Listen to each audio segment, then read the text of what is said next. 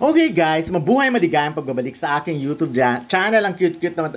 Finally, nangyari na nga ang pagkikita ni Kendra Kramer and of course, ni Catriona Gray, our Miss Universe 2018. Ang bongga-bongga. Actually, long overdue. Matagal nang nag-expect ang mga fans na mag face-to-face ang dalawa. Dahil sabi nga, halos magkamuka, halos mukha magkapatid ang dalawa. Of course, si Catriona ang ate at si Kendra ang baby sister niya. But anyways, ayan, kitang-kita naman yung yung talagang parang pagkakaparehas nila. Actually, in person, mas pwede mo talagang sabihin na nakita ko si Kendra nung kailan lang. This year lang sa may press con ng do-it-yourself, DIY, kung saan mga sila endorser yung family, mga Kramer family. So, ayun. But anyway, before ko i-tackle yun, Anyway, ayan, nakikita nyo naman si Robbie Domingo, of course, with Donnie Pangilinan and Daniel Padilla. Kasi nga, nadadamay siya sa issue ng, issue ng Katniel, nila Catherine Bernardo and Daniel Padilla, na sabi nga ay hiwalay na, although may statement si Daniel nung kailan lang. Kasi naman, of course, you cannot force Katniel na magsalita. Kaya lang kasi, medyo marami talagang hint na naglalabasan, like waiting sila, like yung the usual na nangyayari, parang hindi yun ang nakikita ngayon ng mga fans, like nung birthday ni Carla Estrada, yung mga ganon-ganon. So waiting sila sa kung ano sasabihin ni Catherine. But anyways, as far as long as wala naman silang confirmation, kahit sino walang pwedeng magsabi. Kaya lang nga, may mga nadadamay na kanina, kahapon nadamay si Direk Cathy Garcia. Of course, sinabi na in-follow niya si Daniel Padilla, na parang sinasabi doon, kampi siya kay Catherine Bernardo. Yun, alam niyo na, in-assume na talaga na hiwalay na. Yung gana, and now si Robbie Domingo naman ang medyo nadadamay din. Actually, nadadamay talaga. Sinabi nga na hindi niya pina-follow si At taga naman pumalag si Robbie at sinabi niyang sabi niya, okay, whatever is circulating around involved with me, it's not true. Please check your facts first. Yun ang sinabi ni Robbie Domingo. And then, kanina din nag-tweet agad, this is so not true. Please check fact first. Ayan, pinopost niya actually, nire-repost niya sa Twitter nga yung mga articles regarding sa pag-unfollow niya raw kay Daniel Padilla. Because, di ba, actually, hindi siya, kasi alam niyo naman ngayon ang basehan ng friendship, basehan ng relationship ay ang Instagram or ang social media. Pag nag-follow ka, yun, okay kayo. Pag nag-unfollow ka, yun na.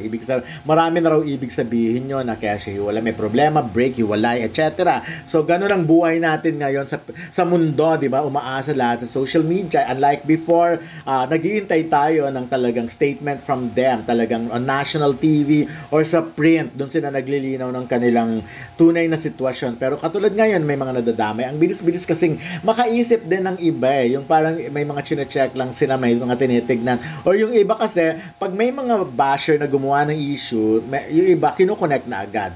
Yun at sinasabi na tungkol doon. But again, maganda rin naman ngayon sa social media, agad-agad nakiklear, like si Robbie Domingo, pumalag agad siya na it's not true, kaibigan niyang pareho yun. Ikaw ba kung kaibigan mo yung dalawang tao, na let's say, sabihin natin nagkakaproblema, ikaw ba yung tipo ng tao mamimili kung kanino kakakampi, kung dito kakakampi? Siyempre hindi, di ba? Parehas mo yung kaibigan, parehas mo yung titimbangin, at sa tingin ko naman, malalim ang pinagsamahan ni Robbie with Katniel, diba? So, hindi yun ganun-ganun And besides, si Robbie ay napakatalinong tao. Alam niya kung paano, alam niya yung mga dapat niyang gawin. Kaya sana hindi siya pangunahan. But anyways, again, maganda nga yung may mga ganito agad, na nakiklear agad yung mga statement na ganyan. At least, nasasagot agad ni Robbie Domingo.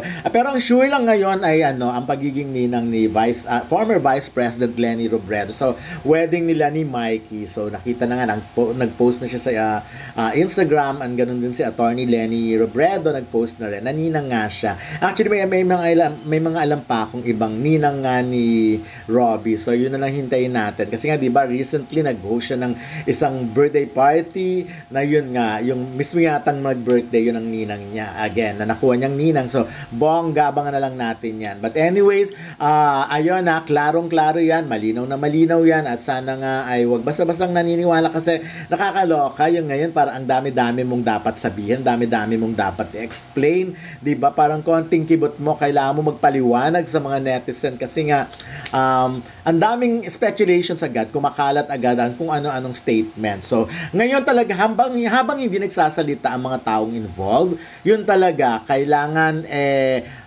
kung ako naman siguro dapat linawin din agad kasi para at least matahimik na ang dapat matahimik, di ba? Especially, alam naman nila sa sarili nila, mga artista na pinag-uusapan talaga sila. So, kaya lang kasi, yung iba kasi may katwiran na parang we don't need to explain, private life, chuba-chuba, alam nyo na. But anyways, ayun, so ang maganda ngayon na klaro. And anyway, going back kay Kendra and Catriona, ang dami nga nagpupush, sabi nga ni actually, mga kamag-anak mismo ni Kendra, ang nagsasabing former and future Miss Universe. Catriona Gray, sabi ni Cheska, is a queen, true and true, beautiful yet so humble. Sabi ni Dog Kramer, you guys look like sisters. True naman, para silang magkapatid talaga. So, pero wag natin i-pressure si Kendra. Hayaan natin siya kung anong gusto niya talaga. Kung gusto niya